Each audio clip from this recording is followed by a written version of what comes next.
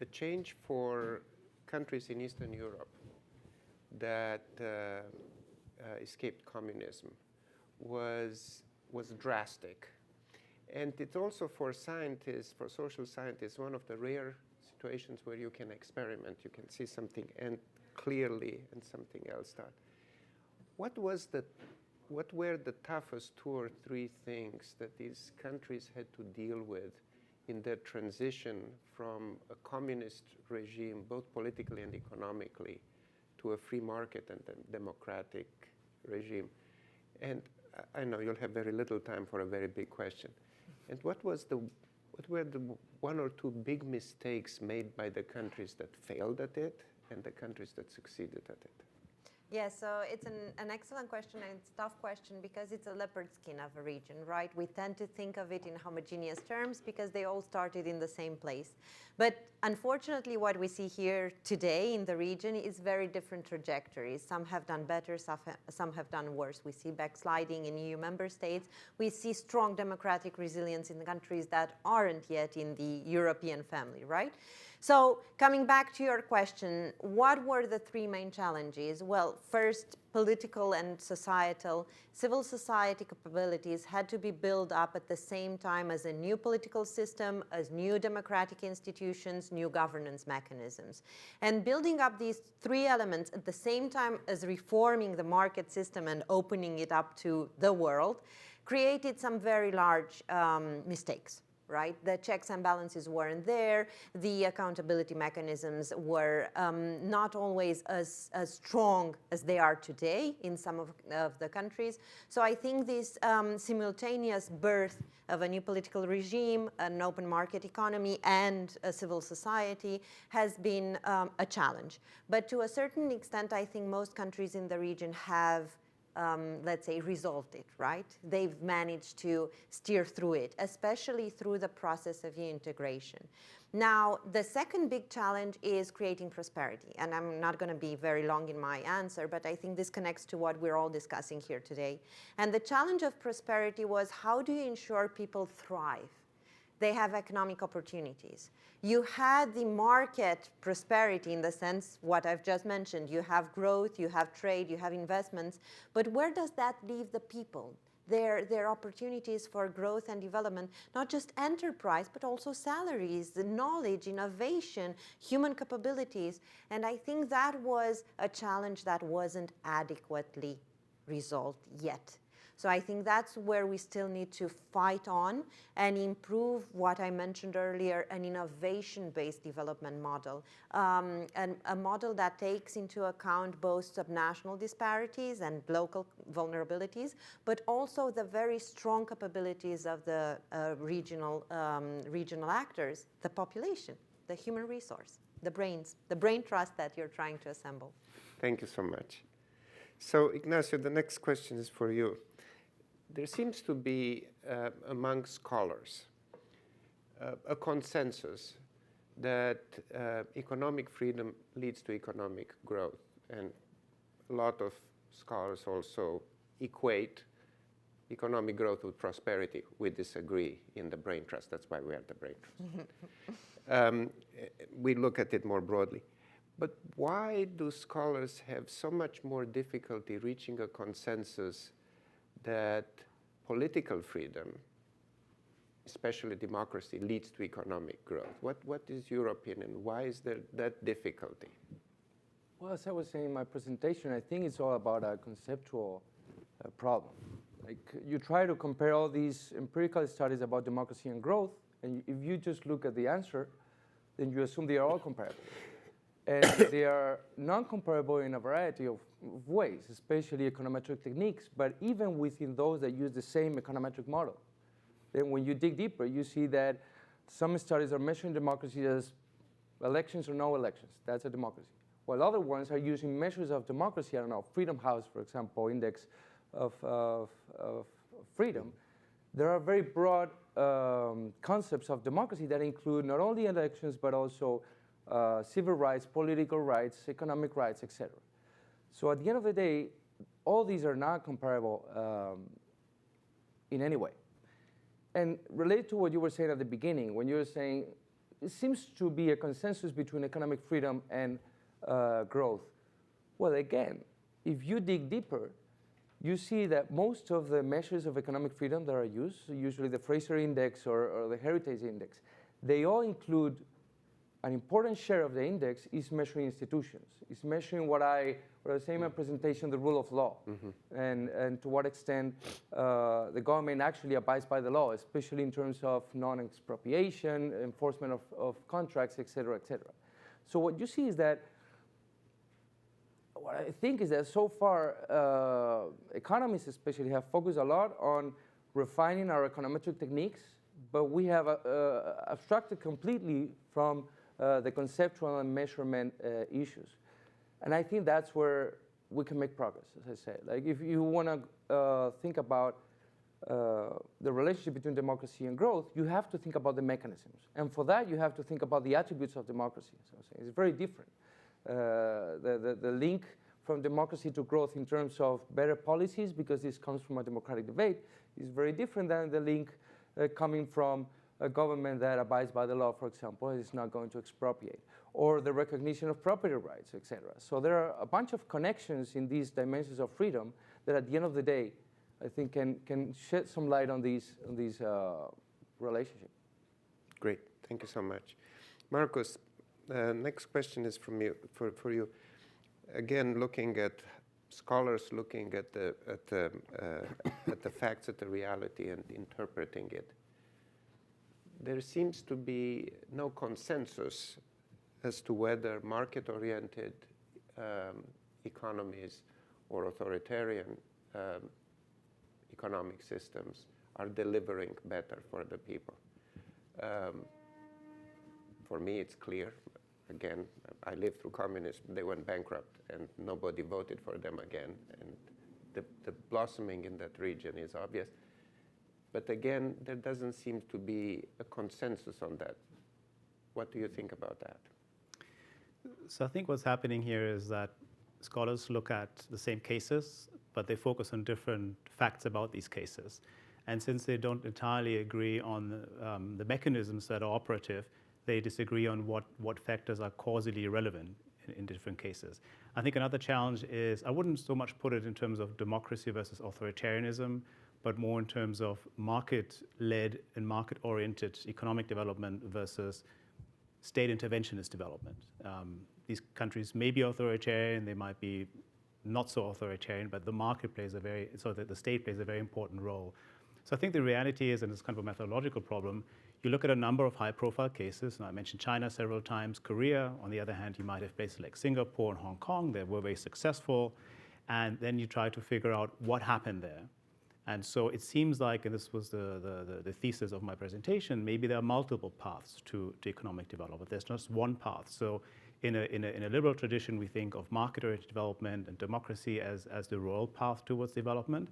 And now we have these other cases to contend with. I think it's a political challenge, but the reality is we're looking at the same issues, but these scholars and institutions, they attribute different weights and different importance to these various factors. So in the Chinese case, they will say there was a mobilization of savings investment. This was very superior to what happened in perhaps in countries that were politically liberal, but they didn't have the same means to mobilize and control the economy. So I think the reality is we have too few cases and too many variables, and so scholars pick and choose, and they can come out on different sides of the equation. And that's going to be, I think, one of the challenges for the project, to figure out some of these causal pathways and be open-minded about what causal pathways do lead to economic development, and figure out which are the ones that are the most efficient ones and the best ones to pursue. Thank you very much. So we got a question for you, Julio. You talked about innovation. What can governments in democracies, free market economies, do to encourage innovation?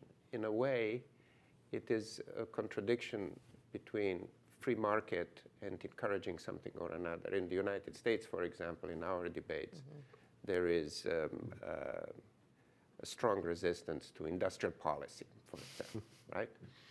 But at the same time, when you look at countries like China, the direct investments in one area or another, there is a temptation to do something about it. I'm sure you've thought about it. What would you suggest? Right. So let me take again from the economic history example. So back in the industrial days, like in the rise of the first industrial revolution, the thing that Britain got right was that they had, of course, like these societies, like the Royal Society for Science and the different institutions, that made the ideas come together. And like these were not, let's say, the great scientists, for instance, of France and Germany. These people were tinkerers. They were people that had like a lot of freedom to experiment, freedom to share, freedom to. But not only that, they had some sort of backing from the government. So this example, for instance, for naval officers, that they were encouraging and giving basically grants to take these risky examples and to allow them to experiment in long-term things. Now that has to be coupled all the way around with a free market society, because like the government can only do so much, but it's the market that will allow these innovations to permeate and also provide incentive structure. So I like to point to the entrepreneurship model that has permeated in Western societies, which is first like you experiment, you sort of disrupt, and once that's done, you have to prove it in the market. If you do not prove it in the market, then like this disruption in innovation won't happen, and this is the basic difference. On liberal societies, like you have this market to prove it to, and in a liberal, well, that may or may not happen. Can I jump in with a Please. brief comment? Something we see coming up nowadays, it's what we call the investment state in some of our latest articles. And I think it's very different from the protectionism that we've learned in the early 90s when it was opposed to liberal market capitalism. The investment state does exactly what Julio just mentioned. It leverages private investment with public money. And this is a new model. This is not your traditional industrial policy. It's the partnership approach that needs to happen for the big issues that we're confronting with today, whether at national, regional, or global level. And I think this is a socialization challenge where political elites and economic decision makers have to understand this new paradigm that is really in the blossom, and it's reactive to current challenges. And it started with, the Roundtable Declaration. It was obvious during COVID, and it's more needed than ever in the current recession cycle that we're facing. So I think this is where we need to really nuance the way we approach the innovation-driven paradigm with public and private capital bridging together for solutions for our societies. Great, thank you so much. Minister Khemaies, a question for you all the way from New Delhi, from Professor Parcha, who will present this afternoon. The Arab Spring started with a protest by a street vendor. Has something changed in the plight of the street vendors in Arab countries in general? Well, that's a very specific question. I don't think, honestly, that, first of all, those street vendors, they are not incorporated in the formal economy. They're still around the Arab world, doing their business.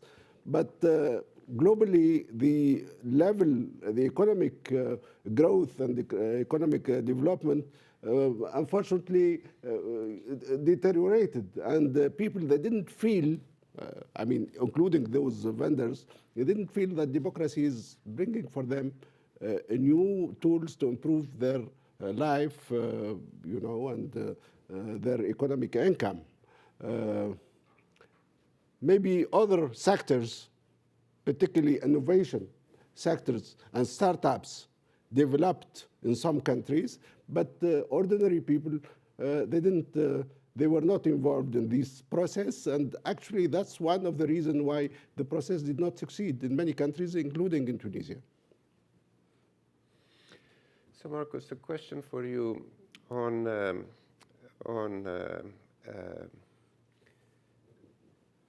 drivers for economic growth.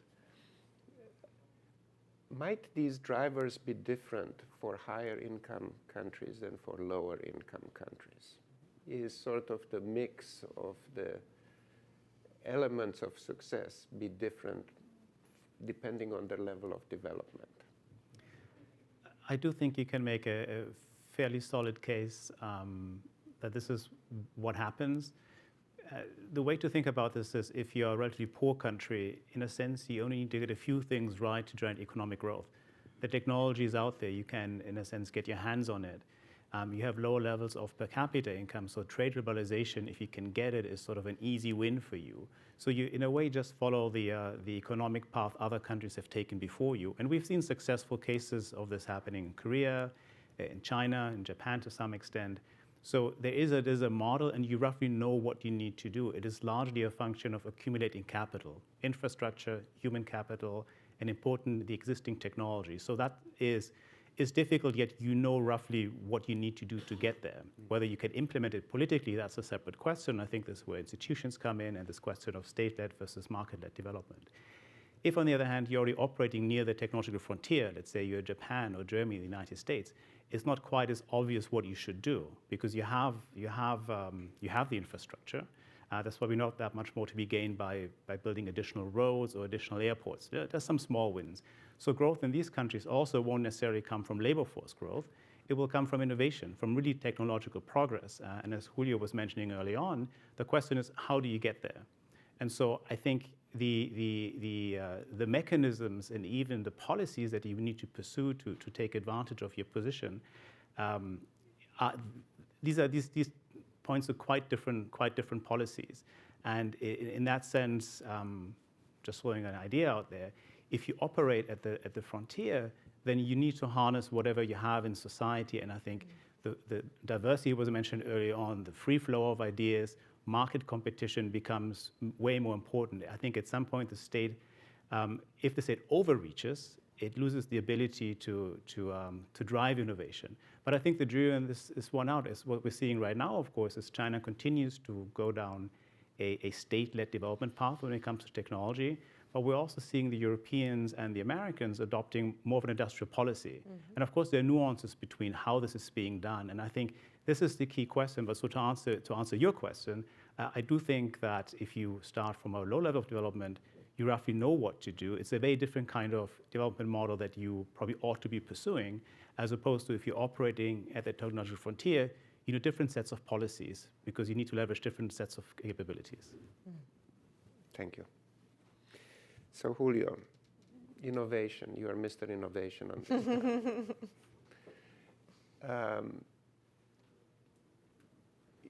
Innovation has domestic elements, drivers for success, but seems to be thriving when there is international cooperation also.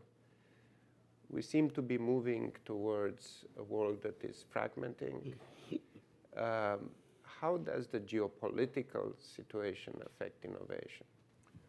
Oh, and it's absolutely a pity that, you know, like this world seems to be getting smaller. The flow of ideas, let me put a couple of examples. So years, you know, at the beginning of the probably 1000, China, the year 1000, where, you know, like Europe was still in the medieval age, China was on the brink of basically conquering the world. Mm. They were leaps and bounds ahead in terms of technological development from Europe, but they seem just, you know, to have passed the opportunity. And it's still a puzzle to economic historians why this happened. But, you know, one reason is that, you know, like Chinese culture tend to cultivate inward. So for them, you know, the great thing was to see China and, you know, close themselves to other sort of innovations. The same thing happened to the Arab world. The Arab world was leaps and bounds ahead medieval Europe in terms of technology. They had all of these numerical systems. They had a bunch of technology that Europe didn't have. And the thing is that they tended to look downward, all of the other sort of worlds. So Europe, on the other hand, with this mercantilism that started developing, they started acquiring all of these ideas. So absolutely, a more open world should mean, you know, like that we hear different ideas that would not happen in our own ecosystem. Mm. And that's a wonderful driver for innovation. Interesting.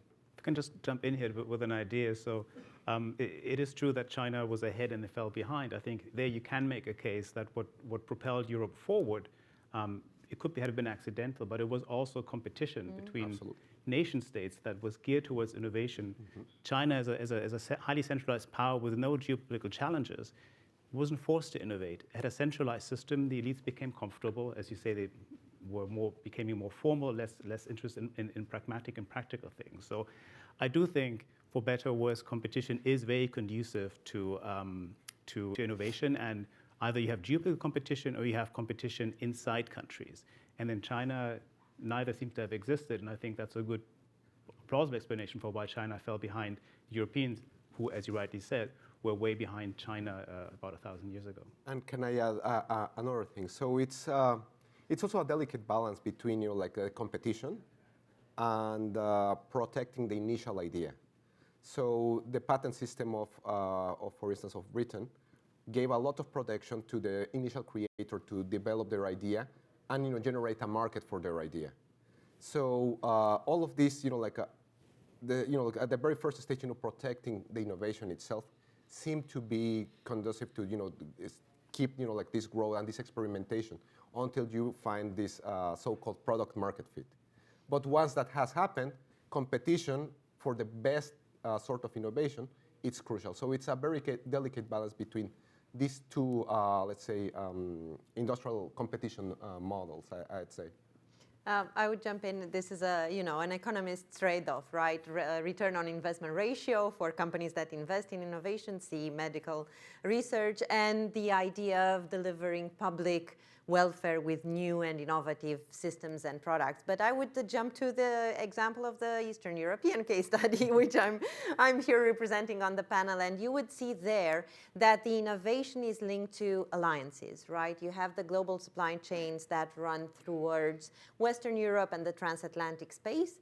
And you have tech transfers based on those alliances. And those tech transfers create an opportunity for innovation and market representation in the region for niche sector where one country could not have played such a big role. I'm thinking, for example, of the recent small modular reactor tech transfers to Romania and Poland, and they thus become hubs of innovation and facilitation of key solutions in the region with tech transfers from their partner allies. So let's not think of innovation just as one country, which can be affordable to China or the United States or Europe as a whole.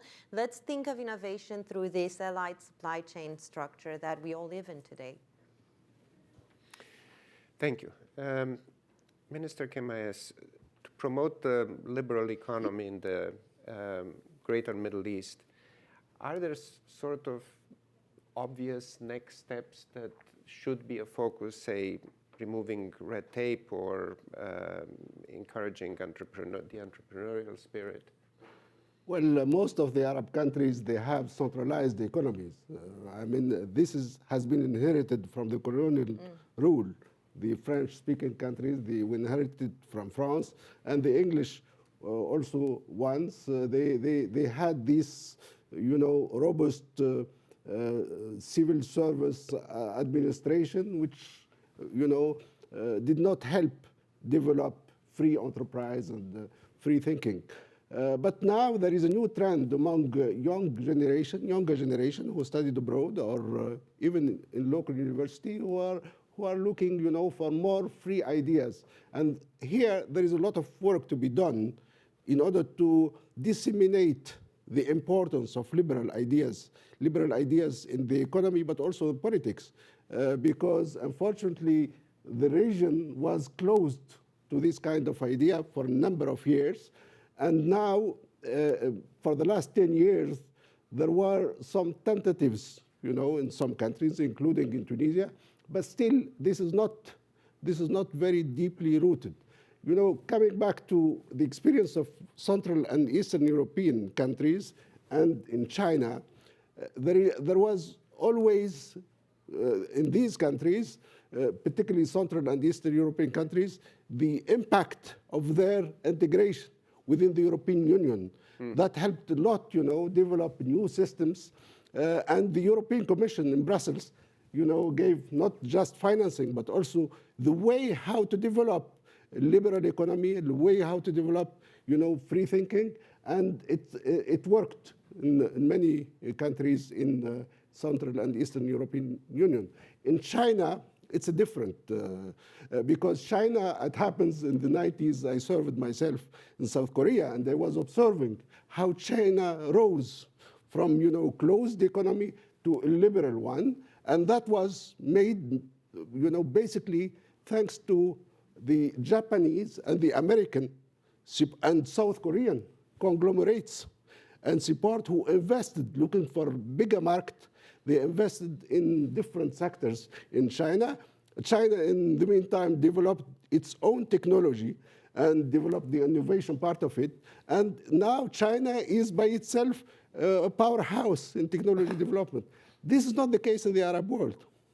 The Arab world, unfortunately, there is no such locomotive force helping the Arab world, to get out of the old system to a new one. The Arab world, it's almost taking the example of Tunisia. We almost felt alone, in this new important enterprise to build a new nascent democracy. There was some financial support coming from here and there, but democracy is not an instant coffee. You just impose it from, it has to develop a culture, a democratic culture, a way of the, entertaining a dialogue between political parties, a way, we had election, transparent and democratic election, but democracy is not just election. Democracy is a way to, live with each other and to have the same purpose and develop a system where everybody find his own interest in seeing that system, flourishing.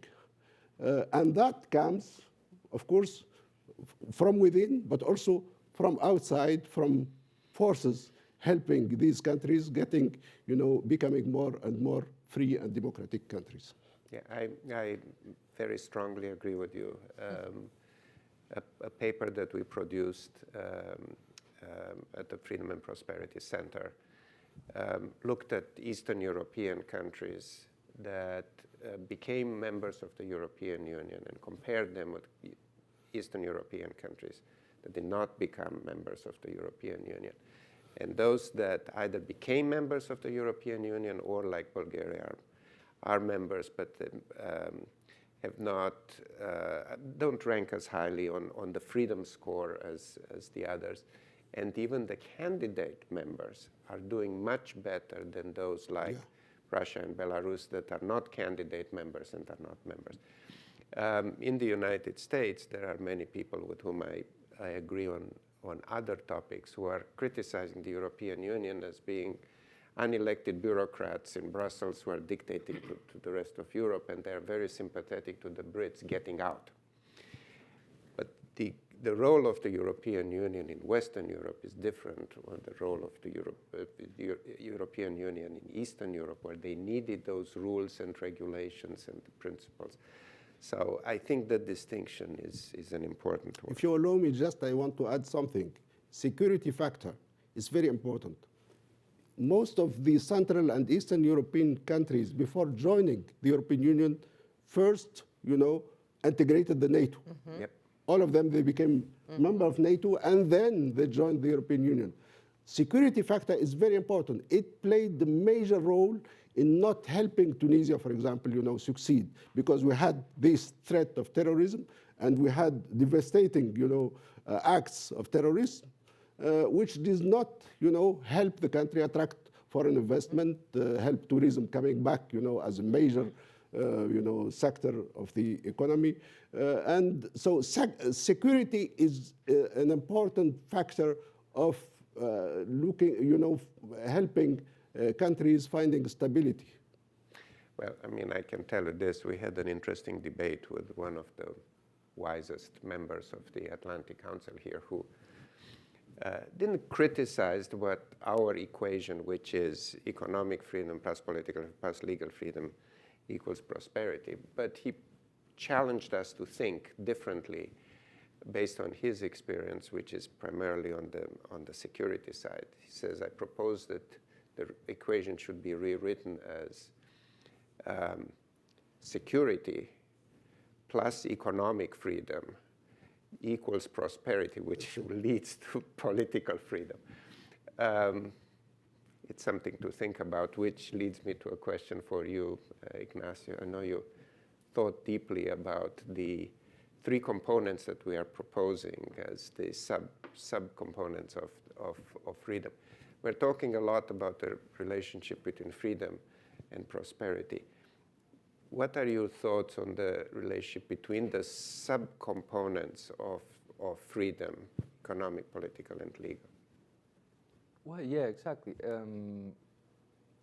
Once you, as I was saying in my presentation, once you start to dig deeper into the components of liberal democracy, then you need to think about the interactions between these components and the possible combinations of them, and how maybe you need one for the other. And these are maybe technical words, but I guess everybody can understand these concepts of substitutes or complements, that we usually use in economics, right? And I think that's crucial, because most of the indexes out there, whatever they measure, the different things they measure, they might be broader or thinner, but at the end of the day, they just mix them all together and assume that they are kind of substitutes. So for example, as I was saying before, Freedom House Freedom Index, which includes pretty much everything that we would think in a liberal democracy. They assume that all these components are substitutes. So you can improve your freedom by increasing any of these in total, right? So even if you kind of go down in rule of law, but you increase more your economic freedom, then your freedom is going up. So everything is substitutable. I think that is clearly not a good way of thinking about this. And I think the Freedom Index, especially focusing on the legal freedom part, the rule of law, that's the crucial component that you cannot think of it as a substitute of the other two. I think it's important to think about the rule of law as a precondition for the other two. And I think that's why thinking about the rule of law in purely formal terms, just whatever the law says, it actually happens, and the government abides by the law, then you can think of it as a kind of a container, right? Where you pour the other freedoms, economic freedom and political freedom. If this container is full of holes and there is no rule of law, then it doesn't matter how much economic freedom or how much political freedom you throw in, because it's going to go away. It's not going to exert the effects that you assume that, I don't know, freedom of expression is going to exert on economic growth, for example, right? And I think that's how you can actually differentiate different democracies and also autocracies, right? So as Markus and Clara were saying before, maybe the paths are not the same for everybody. And once you have these three freedoms, once we analyze these in detail, maybe we see different paths to prosperity, and maybe they are different for rich countries than for countries that are not at their frontier and just catching up, right? So for example, you could rationalize China's experience in this way. You could think of it as first establishing the rule of law under a hard communist regime with Mao. But whatever that law was, probably horrible in substantive terms, but that was what was applied, right? There's no private property, whatever. Now, once that rule of law is established, then they start to open up in the 70s and 80s economically, only economically, so you have no political freedom. This combination leads to huge economic growth for 30 years. Now, is it sustainable in the long run, so you can extract from political freedom forever? Well, it depends on what's your growth model. If you're a catching up country, you don't need to produce ideas, because there are some other countries that are producing them and you're just taking them, right? So maybe you don't need political freedom, because clearly political freedom is linked to the production of ideas. You need to think freely and be able to propose new ideas and new ways of thinking in order to produce innovation, right? But if you're just a catching up country like China today, then you can grow for substantially long period of time just with this combination of rule of law and economic freedom. Probably you can grow faster than some other democracies that have not been able to establish the rule of law. So I don't know, you can think about a lot of Latin American countries in which on paper they are democracies, they consecrate a lot of political rights, individual rights in the constitution, but at the end of the day, the rule of law is not established. So all those freedoms are not effectively enforced, and at the end of the day, they grow poorly because there's no way of planning for the future, of assuming what's going to happen if you invest, if you study, etc., in the future. So there are a bunch of connections that once we clearly differentiate these dimensions, we can think about these interactions. Great. Thank you. I agree. So, Clara, the last question for you. And I was in a discussion on what was the toughest element of the transition. And there was a lot of emphasis on corruption. Was that it, or were there other things that made the difference for the countries of Eastern Europe? You know, there's a wonderful study that showcases the connection as way back as pre-modern times. Countries all over the world that had cadastre in pre-modern times are doing much better on the democratic and governance indicators now. And the reason why that is because countries and areas where rule of law, is established over a long period of time, it's not just the property rights, it's the overall cognitive structure of the society and the people in those institutions to uphold the rule of law, then that consolidates a democratic reaction, instinctive reaction. So I think corruption is not just a problem for a transitioning country. Corruption is a problem of the maturity of the democratic system and the governance system everywhere in the world. And the democratic backsliding that we're seeing nowadays, it's not necessarily a corruption of democratic system, it's a corruption of choices. Leaders' choices to step back, authoritarian choices to safeguard their interests. It's what we've heard this morning, it's deals, not ideals. So I think it's important to disentangle what the opposite of rule of law is. Is it corruption because of failed institutions and checks and balances, or is it corruption because there are some conspicuous choices made by politicians in countries where otherwise the trajectory was okay? And I would say here, based on what was already mentioned, the fact that your freedom index is very comprehensive in disentangling these factors, because it's one of the first that comprises economic freedoms alongside the other democratic freedoms that we're used to. And it's like a table, right? It needs three stools to stand. And I think this is important to understand the way forward for our societies, where rule of law is not just about governance and democratic processes, but it's also about guaranteeing market processes as well. The ethical interaction in our shared space, whether it is societal or economic. And this is, I think, the antidote to corruption nowadays. Strong institutions, but also ethical, enforceable procedures and standards. Wonderful. Well, that would be the end of our panel discussion. Thank you all who submitted questions, both with a QR code and also online. We will take a 1-hour break for lunch here in Washington, and for the people who are connected with us remotely, we will show videos. We will show a video that we produced explaining our indexes. We'll show another video interviewing 4 people who received reform grants, and also a video from the launch of our center and our indexes at the Copenhagen Democracy Summit in June of last year. So thank you very much for this wonderful morning session, and we will resume in an hour. And thank you, panelists. Thank you, Dan.